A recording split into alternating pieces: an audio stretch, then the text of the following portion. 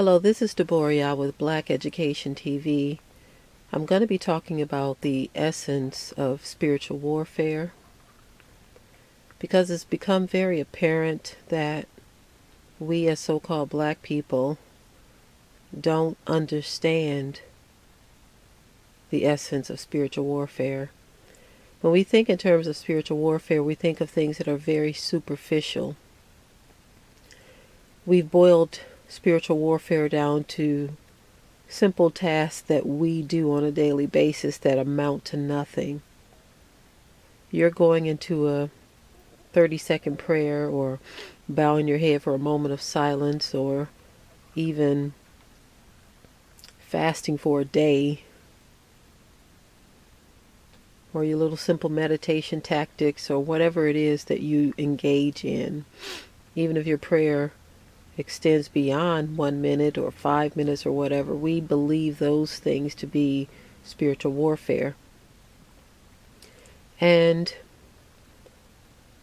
we tend to do these things almost robotic-like, as if we're trying to just do a good deed for the day. As if we think that we are fulfilling a quota.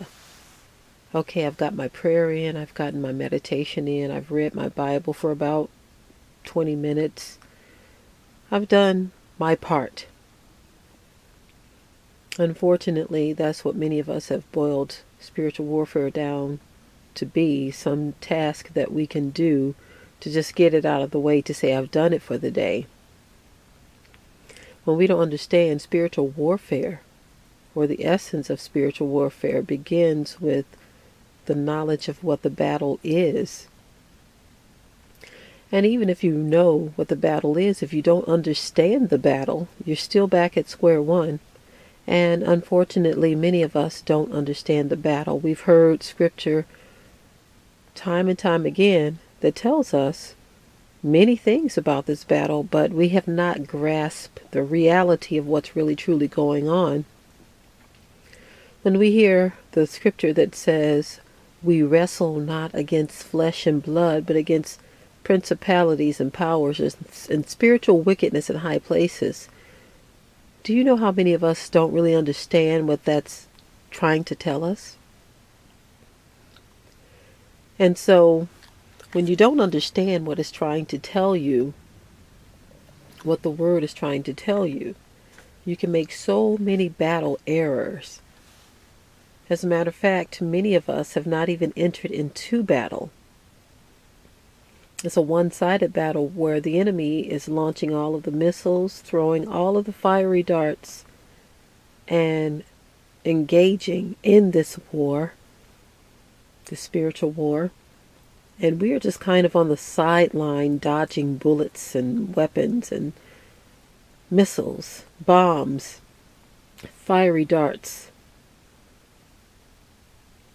In other words, we are acting in fear because we are not engaged in the battle, because we don't understand the battle and we don't understand our position. We don't understand the weapons. The scripture very clearly tells us to put on the whole armor, that we may be able to stand against the wiles of the devil. But some of us we'll grab our sword, which is the word, and we think that's enough. Although you may swing your sword, if one of those fiery darts is able to penetrate your chest because you don't have on your breastplate, you're dead. If one of those weapons, such as the enemy's sword, is able to strike your temple or your head, you're dead. If your feet, which are supposed to be prepared with the preparation of the good news of shalom, or as the King James Version says, the gospel of peace, if your feet are taken out in the battle, your whole body goes down. So without that breastplate and that sword to quench the fiery darts, and the shield to quench the fiery darts, and your feet being prepared, and your helmet, and any other part of the battle gear, without any of that, and all you have is your sword, then what do you have? You have a lost battle. But what if you have on every piece of the garment, but you don't have your sword? You're just a standing target, because without that sword, you're unable to engage in the battle. You're only able to ward off the enemy's devices that are aimed at you for a moment, but you're unable to fight. So you see, without understanding the essence of spiritual warfare, in which one of the main parts is to be dressed for the battle, having on the whole armor, you have nothing at all. You've lost.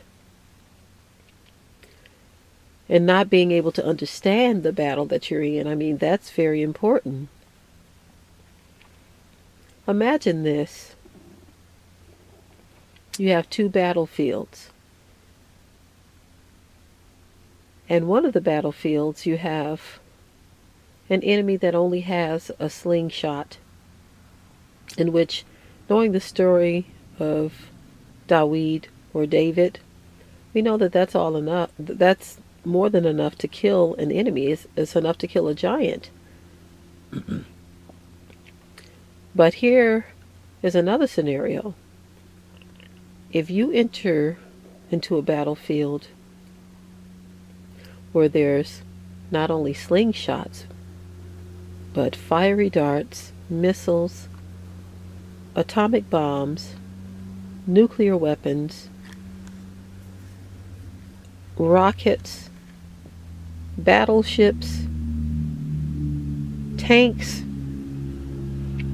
high-powered weapons, automatic weapons. If you enter into a battlefield that is of that nature, then you are entering into a very, very dangerous situation. Now, that's not to diminish the battlefield that you're entering, where there's just a person with a slingshot and a stone. But there is a different mindset that you must have when entering into the second battle. You can't enter into that battle the same way that you enter into the battle with the person with the slingshot and the sword. Now, with both battles, you must have on the whole armor. Let's keep that in mind. You must have on the whole armor. But let me give you another scenario.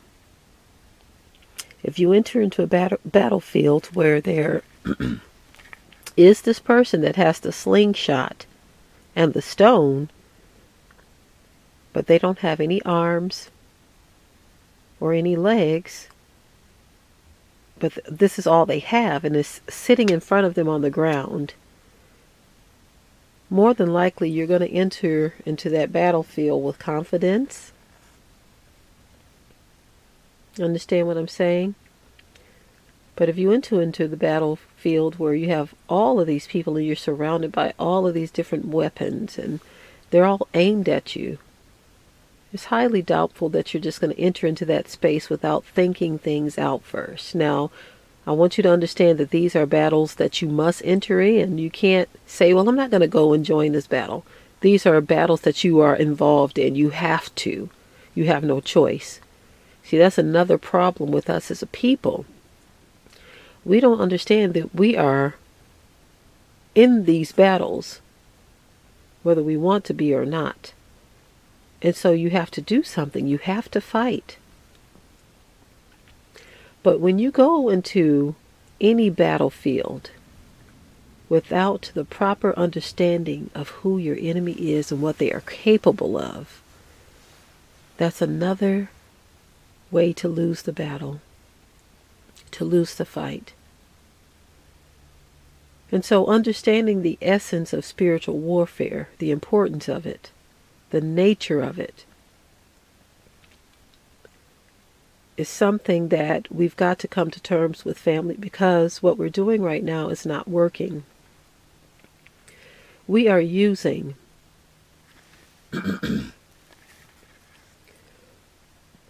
outdated information that never really applied in the first place. We are using Christian information in which the enemies that we speak of, have given us this information. They've told us to resist the battle by praying for our enemies. Resist the battle by praying for our enemies. We've been told that we are to bless those that hate us and do good to those that despitefully misuse us. So imagine this. You go into a battlefield and all you have in your mind is to bless those that hate you. And so you know that you're surrounded by those who hate you. And so what you're going to do is you're going to enter into that battlefield and you're going to give them water, cold water. You're going to bring them meals, hand out hugs, kisses. And those enemies are going to say, checkmate. We got this one. It was an easy target. Very easy target. And then they blow you away. We've been taken out of the battle mind because we don't understand spiritual warfare. I'm going to give you some other very, very simplistic scenarios that we need to understand as a people. See, we are so easily tricked and manipulated by things and gestures and even gifts that our enemies devised a plan a very long time ago, and they've been implementing this plan over and over and over with each generation of us that comes about, because the parents are not preparing the next generation to understand and know the battle, or to know and understand the enemy. So what happens is, when we enter into our battlefields daily, one of our enemies may come up to us and approach us with a smile. And that smile takes us right out of the game, because we have been tricked into thinking that a kind gesture or a smile or something of that nature is proof that this person is okay, they're good. This is a good person. They're so friendly, they're so nice. Let me tell you something, family. In war, you trust no one. You can barely even trust your own comrades, your own teammates, because at any time they could have been infiltrated by the enemy. And see, that's the catch-22 of being who we are. It's very difficult to trust anyone because we are so easily manipulated that at any given time, one of us can be tricked by the enemy to turn on the rest of the team. And so part of being in this battle is to have spiritual discernment. Many of you are familiar with the song that says, "Smiling faces sometimes tell lies." It tells you to beware of the handshake. But a person that's wise in this battle, let me tell you how their minds have to be. You can be in the presence of an enemy. This enemy has smiled at you, has even given you gifts, made kind gestures, has even alluded to being on your side or being someone who is for you. Now, right now, I'm not just talking about enemies or enemies that are Gentiles. Okay, because whenever we think about enemies, we're always thinking Gentiles, but you can have enemies that look just like you. Okay, but think about this for a moment. Whether it's an enemy that looks like you or an enemy that's of other nations, You can have a person who smiles at you, pretends to be on your side, befriends you to gain information, to go back and tell the enemy. Now, in this case, I'm talking about go back to tell a spiritual enemy, demons, spirits, and it could be other people even. But this person approaches you as a friend. Without spiritual discernment, you will be sucked right into that. Spiritual discernment says that even though this person appears to be friendly and smiling, I don't think I can trust them. Because your soul is at stake, you have to think that way, family, because there are evil forces at work in this world right now, and so many people are being tricked and fooled and suckered into positions where they are completely vulnerable. Their families are completely vulnerable. We have all been there before, where we've put trust in the wrong hands. But let me tell you something. I was going to tell you that what I wanted to say is that when you're involved in a situation to where you have been infiltrated by an enemy, you don't always want to let that enemy know that you're on to them, because that enemy can respond in a different way if they know that they've been discovered. This is where spiritual warfare kicks in. Knowing what to do to an enemy that has infiltrated you. See, there's nothing they can do when you're involved in real, true spiritual warfare, because greater is he that is in us than he that is in the world. And if Yah be for us, who can be against us? And also keep in mind that Yah will become an enemy to our enemies if we walk upright before him. So if you have been infiltrated, there is no need to sound the alarm to that enemy to let them know that they've been discovered. You put this in the hand of Abba Yah, and I tell you what, that enemy will be destroyed. That enemy will go up in flames, billow down in smoke, and fall at your feet as ashes, if you know what to do. We must understand the essence of spiritual warfare, family, so a smiling face is not enough to take you from your place.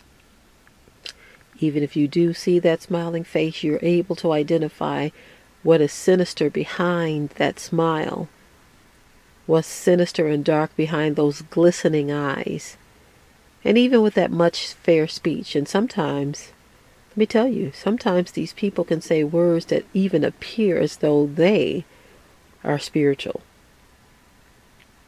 You can have people approach you saying that, oh, I've been praying for you. Oh, I've been thinking about you. Oh, I've been this and I've been that, to appear spiritual. Oh, I had a dream about you. Oh, this and oh, that. Family,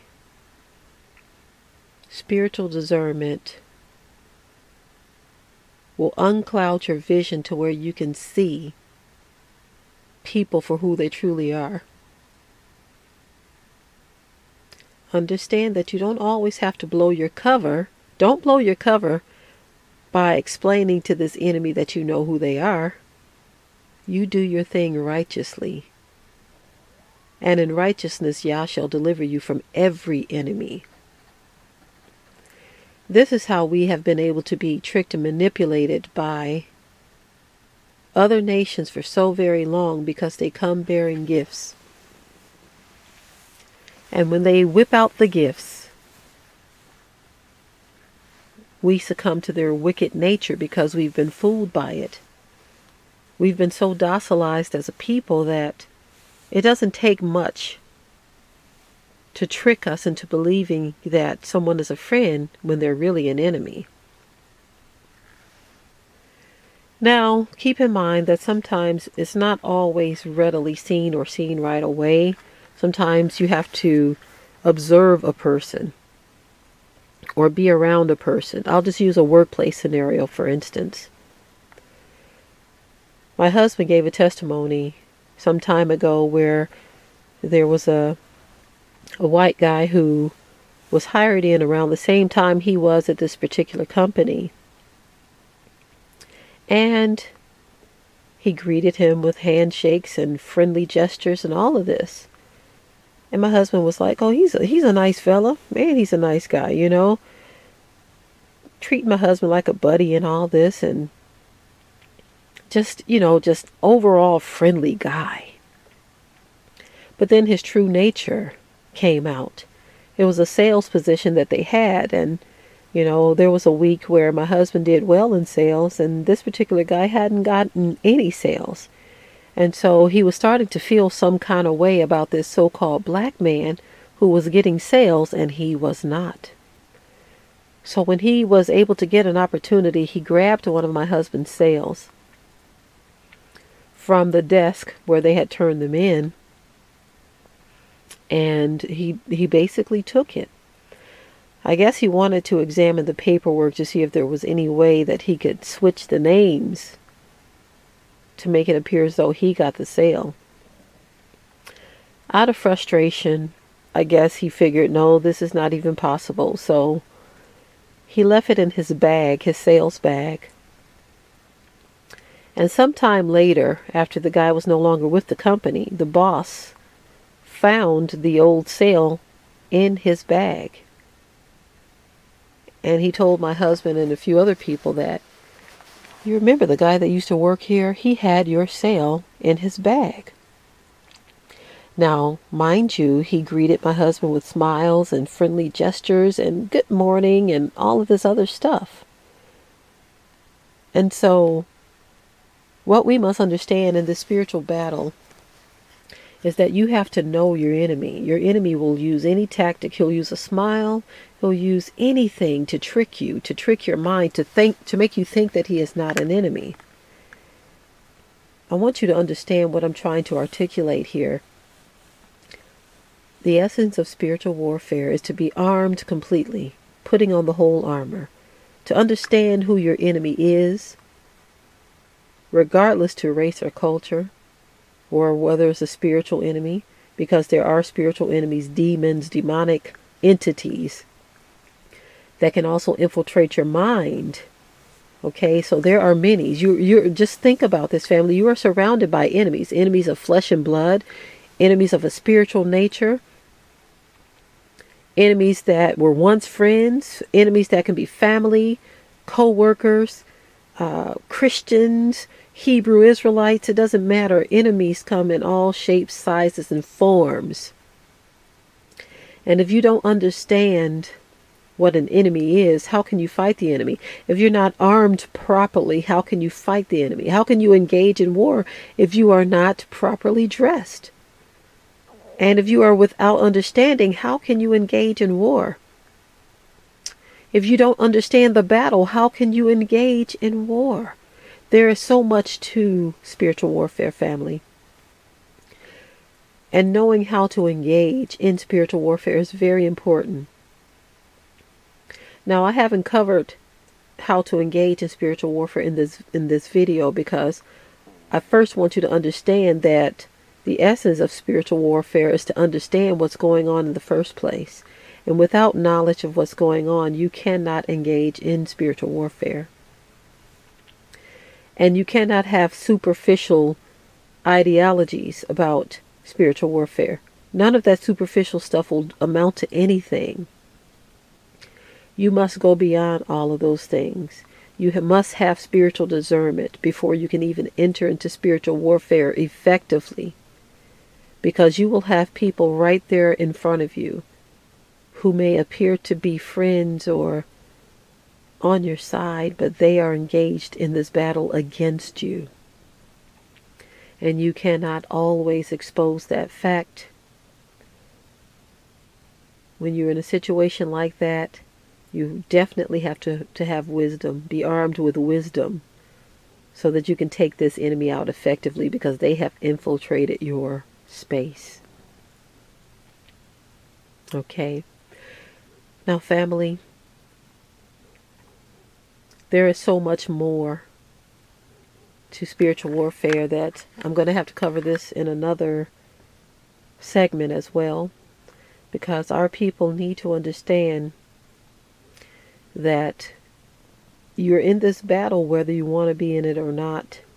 And the reason why so many are taken out is because they've entered this battle as little babes or babies with full-grown enemies who don't care that you're just a baby. You've entered this battle not knowing what direction to turn in, what direction the enemy's devices are going to be aimed from. And so we want you, family, to understand and to learn the essence of spiritual warfare. Okay? The word says that we must study to show ourselves approved. I want you to study, family. I want you to pray and meditate and seek the Most High Yah with all your heart and might, because the enemy is trying to take you out. And he will use whomever will allow him. He'll even use your own family because he wants you destroyed. He will use anyone. Understand this, family. The enemy will use anyone.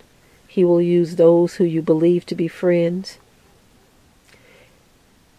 There's no reason for us to fear when we are armed with knowledge and understanding and wisdom. Even if you have been infiltrated by someone who you believe that you can trust, fear not. If you engage yourself in this battle properly, being fully armed, having on the whole armor, having full understanding, full discernment and wisdom, with all of those things, you'll be able to engage that enemy and take them out quickly. Now, we will talk about it at another time,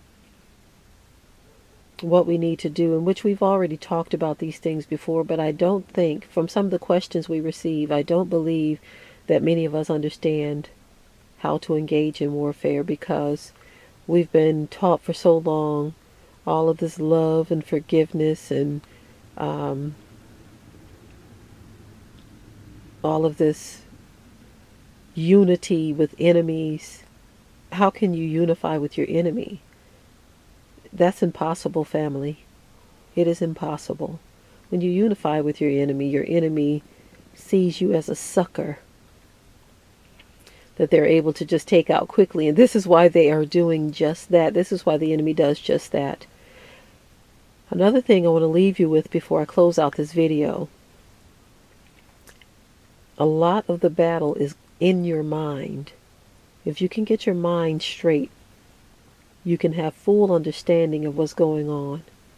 This is why the enemy goes after our minds, because he knows that the real battlefield is in the mind. If you can conquer your own thoughts and bring into captivity every thought into obedience and to the will of the Father, then you are almost there, family.